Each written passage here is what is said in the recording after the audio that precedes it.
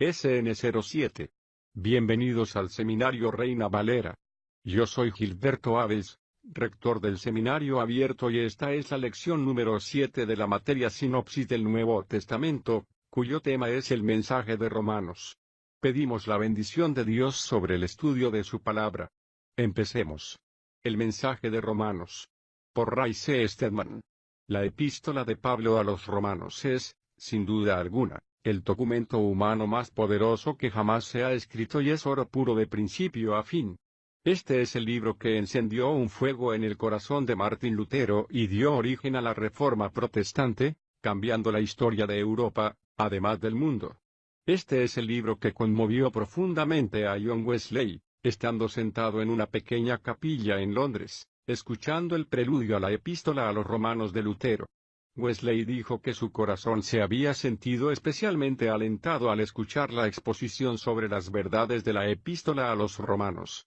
Por medio de él se produjo a continuación el gran avivamiento evangélico que salvó a Inglaterra del destino que le aguardó a Francia y frenó la decadencia de la vida inglesa, alterando por completo y una vez más la historia del mundo.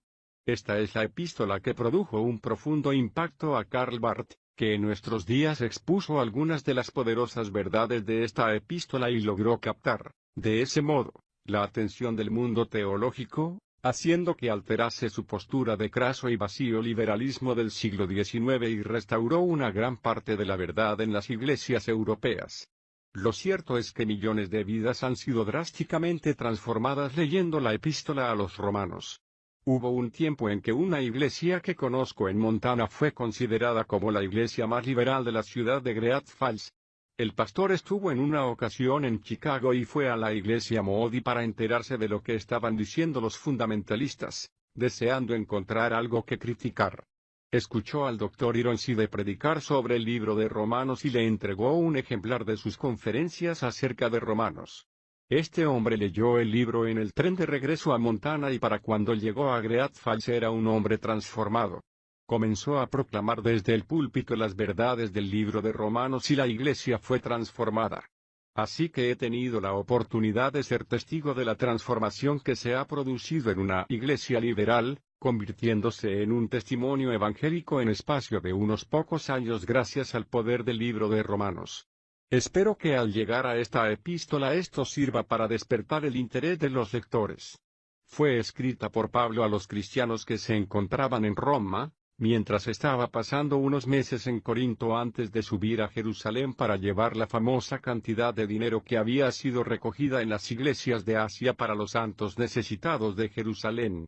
No sabemos cómo empezaría la iglesia en Roma. Posiblemente lo hiciesen algunos cristianos que se habrían convertido en Pentecostés y regresarían a la capital. Pablo les estaba escribiendo porque había oído hablar acerca de la fe de ellos y deseaba satisfacerla al máximo, deseando que se basase firmemente en la verdad. Por lo que esta epístola constituye una magnífica explicación del mensaje total del cristianismo y contiene todas las doctrinas cristianas en alguna forma, además de ser un panorama del maravilloso plan que tiene Dios para la redención del hombre. Si no tuviésemos en nuestro poder ningún otro libro de la Biblia más que este, encontraríamos en él todas las enseñanzas cristianas que al menos se mencionan aquí. Si consiguen ustedes captar en profundidad el mensaje del libro de Romanos en su argumento total, se sentirán ustedes perfectamente familiarizados con cualquier otra parte de las Escrituras. En la introducción, que se encuentra en los primeros 17 versículos, Pablo nos escribe acerca de Cristo, sobre los romanos cristianos y acerca de sí mismo. Como en cualquier buena introducción, presenta en ella los principales temas de la epístola. La epístola está realmente dividida en tres partes principales, del capítulo 1 al 8, del 9 al 11, y del 12 al 16. Estas divisiones surgen de modo natural unas de otras. Como veremos, los primeros 8 capítulos son explicaciones doctrinales acerca de lo que Dios está haciendo con el hombre, su manera de redimir al hombre en todos sus aspectos, es decir, en cuerpo, alma y espíritu. Los capítulos 9 al 11 son un ejemplo para nosotros sobre el tema en la nación de Israel. Y de los capítulos 12 al 16 encontramos la parte práctica sobre cómo se aplican estas poderosas verdades a las situaciones humanas, por lo que el libro abarca todos los aspectos de la vida. Si recuerdan ustedes ese breve bosquejo, tendrán la clave del libro de Romanos. El primer tema principal es acerca de Cristo, porque no hay cristianismo sin Él. El cristianismo no es un credo, es una vida que ha de vivirse de nuevo en usted y, por lo tanto, es preciso aprender acerca de Cristo, que es el tema de la epístola y es la nota con la que comienza. A continuación Pablo escribe acerca de los cristianos romanos porque son exactamente como nosotros. De hecho, este es el problema principal con el que se enfrenta el cristianismo, los seres humanos como usted y como yo. Es lo que eran estos cristianos romanos, son el material básico con el que empieza Dios su obra. Todo lo que esta epístola describe sobre ellos se aplica a nosotros, de igual manera que todo lo que es verdad sobre nosotros es verdad con respecto a ellos. En tercer lugar, Pablo escribe sobre sí mismo porque es el ejemplo de lo que hará Cristo, es la muestra es decir, un ejemplo vivo de la gracia de Dios. Todo esto tiene sencillamente el propósito de hacer visible y dejar claro lo que Dios tiene la intención de hacer en Cristo. Esta epístola requiere ser tratada como un resumen. Al estudiar ciertos libros de la Biblia he intentado recoger los temas principales, los pensamientos más importantes del libro, a fin de captar la fuerza total del mensaje, pero esta epístola se desarrolla de una manera tan lógica que el mejor modo de exponerla es siguiendo el argumento, sin calentarse la cabeza por causa de los detalles, a fin de que podamos ver la lógica aplastante de la que se vale el apóstol para desarrollar su tema. Cuando hayamos acabado, veremos de qué modo tan magnífico ha captado y nos explica todas las poderosas verdades del Evangelio. Para comenzar, tenemos en el capítulo 1 la afirmación central de la epístola: el Evangelio, no me avergüenzo del Evangelio, pues es poder de Dios. ¿Quién se avergonzaría del poder de Dios, la más poderosa fuerza posible en el universo, que en el Evangelio? Es una fuerza que cambia las vidas, que puede apoderarse de un joven que va a la deriva, que tiene una vida sin propósito, perdido, al que no le importa a dónde se dirige y no tiene ni idea de por qué vive y de repente se produce una transformación en su vida que le da un propósito, un motivo y un impulso, que es cómo funciona el poder de Dios y ese es precisamente el Evangelio. Pues es poder de Dios para salvación a todo aquel que cree, al judío primero y también al griego. 1:16. Pablo nos enseñará al ir leyendo, porque en el Evangelio, en la justicia de Dios se revela por fe y para fe, como está escrito, pero el justo vivirá por la fe. 1:17. Este versículo es una cita de Habacuc y es el versículo que quedó indeleblemente grabado en el corazón de Martín Lutero. Ese es el tema de Pablo, la justicia de Dios que se revela en el Evangelio. A fin de establecer la necesidad de esto, Pablo mira al mundo que le rodea. En los próximos versículos, hasta el capítulo 2 y una buena parte del 3, está sencillamente analizando cómo es la humanidad, tomando las dos aparentes divisiones de dicha humanidad. Alguien ha dicho acertadamente: solo hay dos clases de personas, los justos y los injustos, y la clasificación siempre la hacen los justos.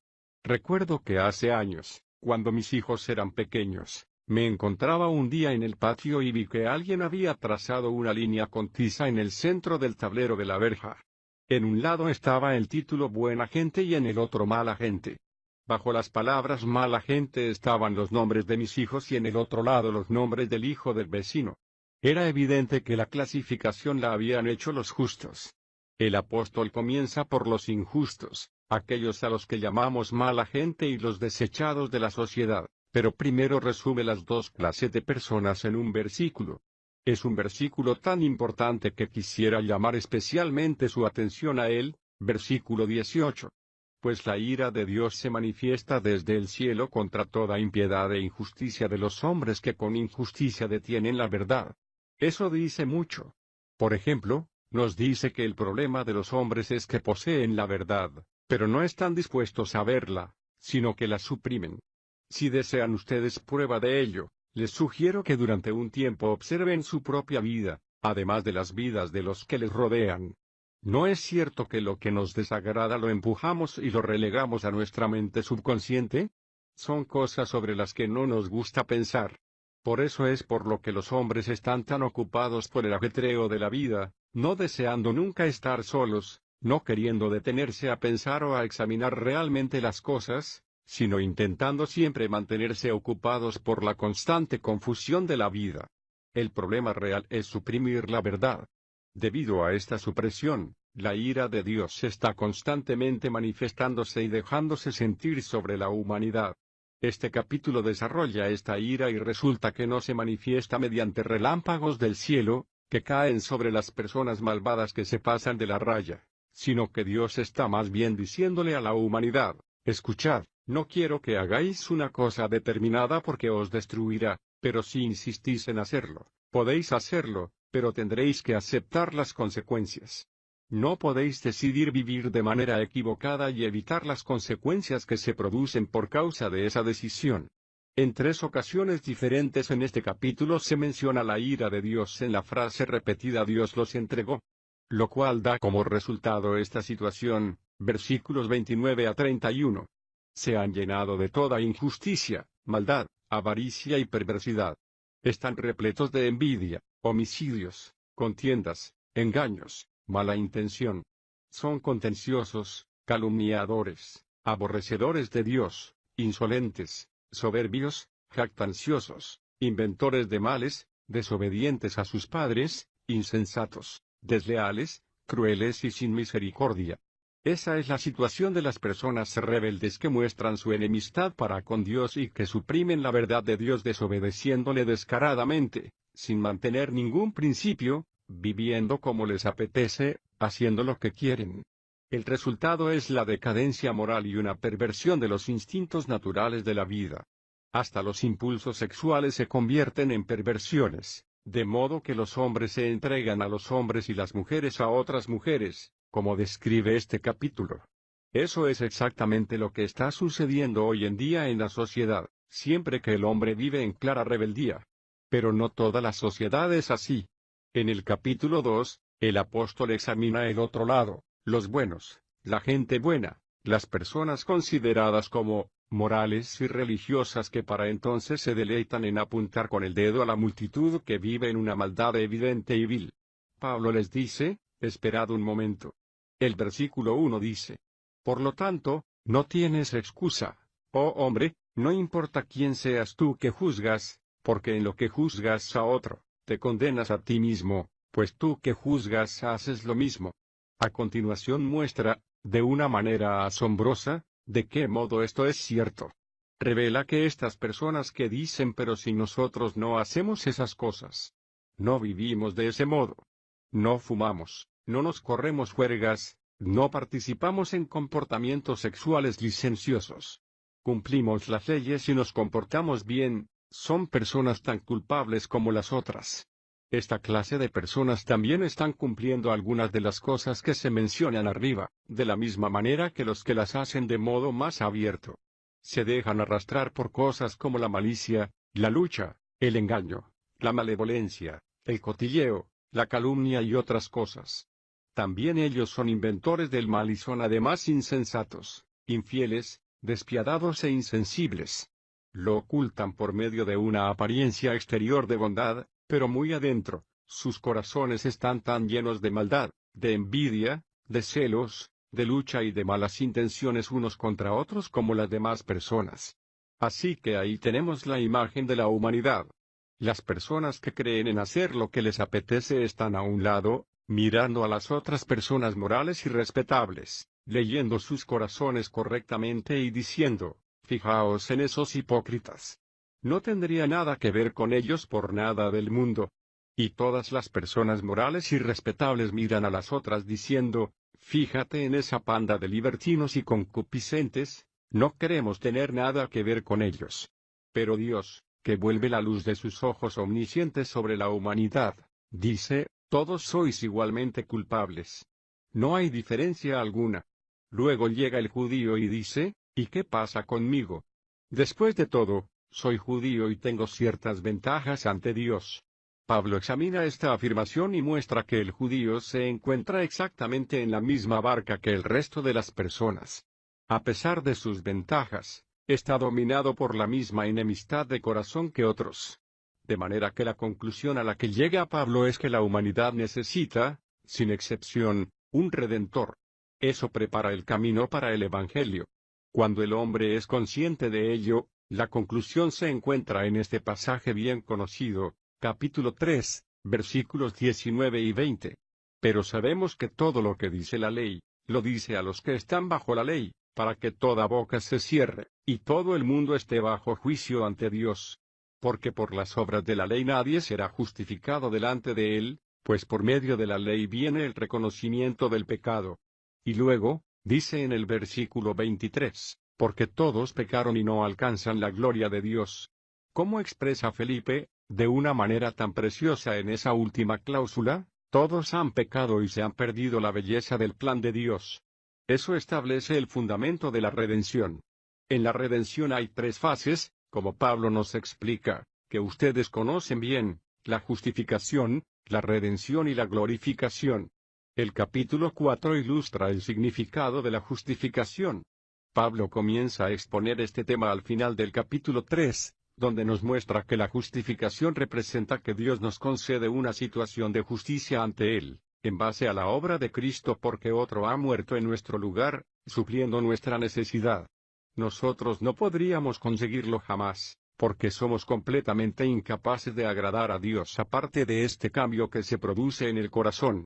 Poco importa la diferencia, tanto si llevamos una vida exterior moral y respetable como si todo lo pisoteamos y vivimos como bohemios o como hippies. Tanto unos como otros son culpables y ninguno es aceptado, ni se puede decir que unos sean mejores que otros. Por lo tanto, de la única manera que podemos ser justos es aceptando el don de Dios en Jesucristo, y en eso consiste la justificación, que está relacionada con el espíritu del hombre. Cada uno de nosotros tenemos tres aspectos diferentes en nuestro ser: tenemos espíritu, alma y cuerpo. El programa de Dios consiste en salvar al hombre íntegramente, y en la próxima serie de capítulos Pablo nos dice cómo lo hace Dios. Comienza por el espíritu, que es la parte más profunda del hombre. Lo que Dios hace con el espíritu es implantar su Espíritu Santo allí. Eso nos concede la justicia. Somos justificados ante Dios, por lo que la justificación es algo permanente e inmutable. Es mucho más que el sencillo perdón de los pecados, aunque también incluye eso. Es ocupar una posición delante de Dios, como si nunca hubiésemos pecado. Hace que la justicia de Cristo se nos impute a nosotros, como si se apuntase a nuestro favor, y cuando esto sucede nos vemos libres de la pena del pecado. Pablo ofrece un ejemplo de esto en el capítulo 4, hablando acerca de Abraham y de David, que fueron ambos justificados sobre dicha base y no por la circuncisión o por haber obedecido a la ley ni por ninguna otra cosa que los hombres pudiesen hacer a fin de agradar a Dios. No existe ninguna fórmula mágica religiosa. Ningún esfuerzo por obedecer un nivel inalcanzable resultaría adecuado a los ojos de Dios. Debía ser sencillamente por la fe, y estos hombres creyeron a Dios acerca de su Hijo. Abraham miró, por así decirlo, al futuro y vio la venida de Cristo y creyó a Dios y fue justificado por la fe. David, a pesar de haber sido culpable del doble pecado de adulterio y asesinato, creyó a Dios y fue justificado, de manera que pudo cantar acerca del hombre al que Dios no imputaría iniquidad. Por ello, estos hombres son ejemplos del Antiguo Testamento sobre cómo justifica Dios. Lamentablemente, son muchos los cristianos que no pasan de ahí, creyendo que la salvación es solo eso, una manera de escapar al infierno y de poder ir al cielo, pero la vida humana es bastante más que el espíritu, pues también está el alma y el cuerpo.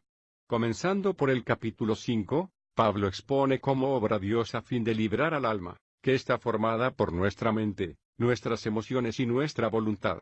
El alma del hombre, por el hecho de haber nacido de Adán, se encuentra bajo el signo del pecado. La carne, si deseamos usar el término bíblico que se le aplica, nos domina. La vida de Adán nos posee, con todas sus características egocéntricas. Aunque nuestro espíritu ha sido justificado, es posible seguir teniendo el alma sometida a la esclavitud y bajo el reinado del pecado.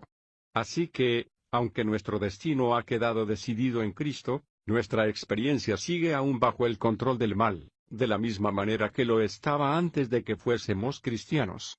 Esa es la causa de la desgraciada experiencia de vivir situaciones de altibajos, contando en ocasiones con las promesas de Dios sobre la justificación y luego experimentando de nuevo la implacable esclavitud del pecado en la vida, causando egoísmo y el que pensemos solo en nosotros mismos. ¿Cuál es, pues, el programa de Dios para esto? Para resumirlo en una sola palabra, la santificación. Dios quiere que seamos conscientes de que en Jesucristo se ha resuelto toda esta situación, de la misma manera que quedó resuelto nuestro destino, para que podamos ser tan libres del reinado del pecado como lo somos de la pena por el mismo. En el capítulo 5 Pablo nos ofrece un bosquejo de todo el programa para nuestras vidas. Toma estas dos divisiones realmente básicas de la humanidad, el hombre en Adán y el hombre en Cristo, las coloca la una junto a la otra y dice, escucha, cuando eras hombre en Adán, antes de ser cristiano, actuabas sobre la base de la vida que habías heredado de Adán. Hacías las cosas de una manera natural y lo que hacías de ese modo estaba mal, porque era egoísta y no tenías ni que planearlo ni que programarlo. No tenías que levantarte por la mañana y pensar en cómo ser malo, ¿verdad? No te pillabas a ti mismo haciendo resoluciones para no volver a ser nunca más bueno, y de repente te dabas cuenta de que no habías sido fiel a tu palabra y estabas siendo otra vez bueno cuando no era esa tu intención. No. Sencillamente expresabas la vida que había en ti, la vida de Adán. Fue algo que aprendiste desde que eras un bebé y era algo tan extendido a tu alrededor que te parecía perfectamente natural. Pero después, dice Pablo, a partir del momento en que te hicisteis cristiano, Dios hizo algo con esa antigua vida. Te ha separado totalmente de la vida en Adán y ya no estás unido al Adán caído, sino que estás unido al Cristo resucitado y tu vida está unida a Él. Él tiene planeado expresar su vida en ti, de la misma manera natural que con anterioridad se expresaba por medio de ti la vida heredada de Adán. Lo que antes experimentasteis en derrota, sintiéndote desgraciado, sufriendo, esclavizado, cegado, en Adán ahora lo experimentarás con creces pero en victoria, en gloria, en bendición, en paz y en gozo en Cristo. Cuando aprendas el proceso, te resultará fácil ser bueno en Cristo del mismo modo que antes te resultaba sencillo ser malo en Adán. Es algo igualmente natural y que se hace sin la menor lucha, pero te llevará un tiempo aprender a ponerlo en práctica. Al principio actuarás con debilidad y te costará trabajo conseguirlo. Hasta es posible que te lleve algún tiempo tener claro aquello a lo que se está refiriendo Pablo, pero cuando lo entiendas, descubrirás que donde antes reinaba en ti el pecado para muerte, ahora Cristo reina en ti para vida.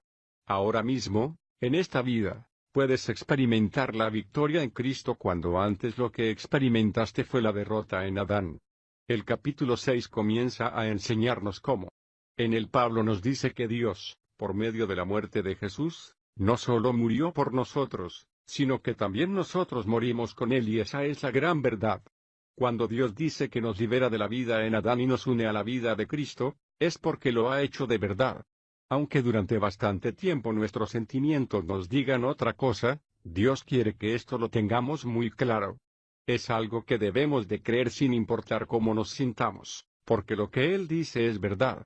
Si estamos dispuestos a creerlo, a pesar de nuestros sentimientos, no tardaremos en descubrir que es verdad, dándonos cuenta poco a poco al ir tomando conciencia de esto tan tremendo, que podemos ser buenos en Cristo con la misma facilidad con que antes fuimos malos en Adán.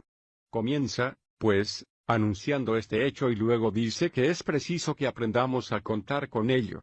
Día tras día, al encontrarnos ante situaciones que nos producen tensión y tentación, es preciso que se recuerde usted a sí mismo que lo que Dios dice es verdad y que actúe usted conforme a ello, aunque no le apetezca hacerlo. Con Cristo no se sentirá usted muerto, sentirá que el mal que está en su interior está vivito y coleando, que le controla y que no le queda a usted más remedio que hacer el mal. Si no lo hace se sentirá usted insatisfecho, temeroso de no poder encontrar lo que está buscando en la vida o de que se pueda usted perder lo que está experimentando el mundo que le rodea. Hay presiones con las que se encontrará usted, pero, ¿a quién va usted a creer? ¿No creerá usted a aquel que le ama? ¿No cuenta usted con que lo que él dice es verdad y puede usted actuar basándose en ello? Si lo hace, pronto descubrirá usted que es verdad y será usted libre. El capítulo 7 nos presenta el hecho de que existen dos niveles de entendimiento y de experiencia con respecto a este tema. Ya sabemos, incluso antes de hacernos cristianos, que ciertos aspectos de nuestra vida natural, la vida en Adán, en la carne, son malos porque hacen que nos metamos en líos. Sabemos que el egoísmo está mal, sabemos que las aventuras sexuales están mal, como sabemos que está mal robar y mentir. Creemos que entendemos lo que es la carne y lo que quiere decir Dios cuando nos habla acerca de las cosas malas que hay en nuestra vida y al principio reaccionamos a ese nivel, dejando de mentir y robar y dejando de practicar otros actos exteriores. Entonces descubrimos que está sucediendo algo extraño. A pesar de que hemos aprendido cómo obtener la victoria sobre las cosas que hemos considerado malas, seguimos sometidos a esclavitud. Aún no tenemos el poder que buscamos en nuestra experiencia cristiana y, por ello, pasamos por la experiencia que describe Pablo en el capítulo 7. En él se refiere al conflicto interno, la lucha que tiene consigo mismo. ¿Qué es lo que está haciendo mal? Pero lo que sucede es que todavía no hemos aprendido que existe lo que podríamos llamar el lado bueno de la carne, que es realmente tan malo como el lado malo. Los esfuerzos que realizamos por nosotros mismos, intentando hacer algo para Dios o para obtener alguna clase de favor o de placer o de ventaja para nosotros mismos por las cosas que hacernos para Dios, son tan malos como lo son las cosas malas cuando por fin aprendemos que no hay nada que nosotros podamos hacer por Dios, sino que Él tiene la intención de hacerlo todo por medio de nosotros. Entonces es cuando somos liberados y es cuando nos damos absoluta cuenta de la experiencia de la mente, de la emoción y de la voluntad sometidas al control de Jesucristo y el cumplimiento, mediante el poder glorioso y triunfante, de todo lo que Él tiene en mente para nosotros, y en eso consiste la santificación del alma. Pero ¿qué sucede con el cuerpo? El capítulo 8 trata acerca de este tema.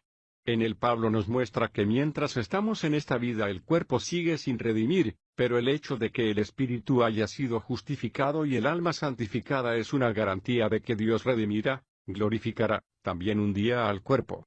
Cuando entramos por fin en la presencia de Cristo, nos encontramos, en cuerpo, alma y espíritu, perfectos ante Él. Entonces la línea de pensamiento se convierte en un gran e impresionante cántico de alabanza al final de este capítulo. En los capítulos del 9 al 11, se da contestación a las preguntas que inevitablemente se pueda haber hecho una mente pensante, que haya seguido este gran plan de la redención. En primer lugar, está la pregunta sobre la soberanía de Dios, que se expone de manera magnífica, en el capítulo 9.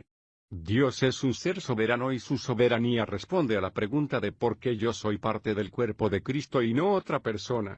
Todo lo relacionado con la elección y la opción de predestinación de Dios nos ayudan a ver el problema tal y como es en realidad. Tendemos a pensar acerca de nosotros mismos como en una situación neutral ante Dios, y dependiendo de cómo vivamos o actuemos o las decisiones que tomemos, podremos caer o bien en el lado de la perdición o podremos ser salvos. Pero no es este el caso. Este capítulo nos explica que toda la raza está ya perdida en Adán y hemos nacido y formamos parte de una raza perdida. En Adán perdimos el derecho a ser salvos, por haber pecado, y no tenemos el menor derecho ante Dios. Por lo tanto, lo único que nos salva a cualquiera de nosotros es su gracia. Nadie tiene derecho a quejarse a Dios si algunos se salvan, cuando lo cierto es que nadie tiene derecho a ser salvo. Por lo tanto, expone ante nosotros y de una manera impresionante el poder soberano y la elección de Dios. En el capítulo 10 une la soberanía de Dios con la responsabilidad moral y la libertad del hombre, mostrándonos que la salvación es una opción de fe. No necesita usted ascender al cielo para hacer que descienda Cristo, ni hace falta que descienda al sepulcro para resucitarle de los muertos. En otras palabras, si planea usted hallar su camino al cielo, lo que tendría que hacer usted sería lo siguiente. Tendría que ascender al cielo y hacer que Cristo bajase a la tierra y luego, cuando hubiera estado aquí durante un tiempo y hubiese muerto, tendría usted que descender al sepulcro, devolverle la vida y sacarle, todo ello mediante las obras que pudiera hacer usted. ¿Cómo iba usted a hacer una cosa así?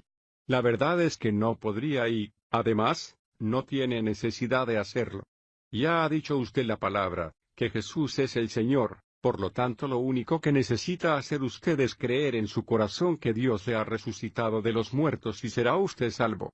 En el capítulo 11 nos muestra que de la misma manera que Dios dejó de lado a Israel durante un tiempo, a fin de que su gracia pudiera hacer su obra entre los gentiles, Dios ha dejado de lado la carne, la naturaleza caída, lo que somos por naturaleza humana, para que podamos aprender lo que Dios hará por nosotros y por medio de nosotros. Cuando admitamos abiertamente y en la práctica que sin Cristo nada podemos hacer, entonces aprenderemos que todo lo podemos en Él, que nos fortalece. La fe es este proceso y nunca será diferente. Por mucho tiempo que vivamos como cristianos, nunca conseguiremos ser mejores ni más capaces de servir a Cristo, aparte de depender sencillamente de Él. Es siempre y solo Cristo obrando en nosotros lo que hace que se cumpla la voluntad del Padre. Por lo tanto, el orgullo es nuestra mayor tentación y nuestro más cruel enemigo. Algún día hasta nuestra carne servirá a Dios por su gracia. En el día en que la creación sea liberada de su esclavitud al pecado y los hijos de Dios aparezcan con sus cuerpos resucitados, entonces incluso aquello que con anterioridad fue rechazado y maldito tendrá que cumplir las promesas y demostrar el poder de Dios. Todo ello ha sido ilustrado por la manera de tratar Dios a Israel y eso nos lleva a la doxología al final del capítulo 11, versículo 33. Oh profundidad de las riquezas y de la sabiduría y del conocimiento de Dios. Cuán incomprensibles son sus juicios e inescrutables sus caminos. La sección final, de los capítulos 12 al 16, cubren la aplicación práctica de estas verdades a la vida. Solo llamaré su atención a una o dos cosas. En primer lugar, el capítulo 12, versículo 1 empieza diciendo, así que, hermanos, os ruego por las misericordias de Dios, la justificación, la santificación y la glorificación, que presentéis vuestros cuerpos como sacrificio vivo, santo y agradable a Dios, que es vuestro culto racional. En otras palabras, teniendo en cuenta estos grandes hechos que Pablo nos ha declarado, lo mejor que podemos hacer con nuestra vida, lo más razonable, lo más inteligente y lo que mayor propósito tiene es entregarnos a Dios y vivir para Él porque ninguna otra cosa hará que nos sintamos realizados en modo alguno. Por lo tanto, entréguese usted a Él, es lo más razonable que puede usted hacer. Cuando lo haga usted, se encontrará que su vida ha sido transformada en todas sus relaciones. En primer lugar, cambiará con respecto a sus hermanos en la fe, como nos muestra la última parte del capítulo 12. El presentar su cuerpo afectará a su vida en la iglesia. Luego, en la última parte del capítulo 12 y en el 13, afectará a su relación con respecto a los poderes que gobiernan, con la humanidad en general y con toda la sociedad. Hasta sus actitudes interiores serán diferentes, como se expresa en el capítulo 14. Su actitud hacia los débiles será todo lo contrario de lo que lo fue antes de ser usted cristiano y sentirá usted una ardiente pasión por alcanzarles, por una razón totalmente diferente de la que podría haber sentido usted con anterioridad. Las palabras finales de Pablo son maravillosas. SN07. Bienvenidos al Seminario Reina Valera. Yo soy Gilberto Aves, rector del Seminario Abierto y esta es la lección número 7 de la materia Sinopsis del Nuevo Testamento, cuyo tema es el mensaje de Romanos. Pedimos la bendición de Dios sobre el estudio de su palabra. Empecemos. El mensaje de Romanos. Por Ray C. Stedman. La epístola de Pablo a los Romanos es, sin duda alguna, el documento humano más poderoso que jamás se ha escrito y es oro puro de principio a fin. Este es el libro que encendió un fuego en el corazón de Martín Lutero y dio origen a la Reforma Protestante, cambiando la historia de Europa, además del mundo. Este es el libro que conmovió profundamente a John Wesley, estando sentado en una pequeña capilla en Londres, espacio de unos pocos años gracias al poder del libro de Romanos. Espero que al llegar a esta epístola esto sirva para despertar el interés de los lectores.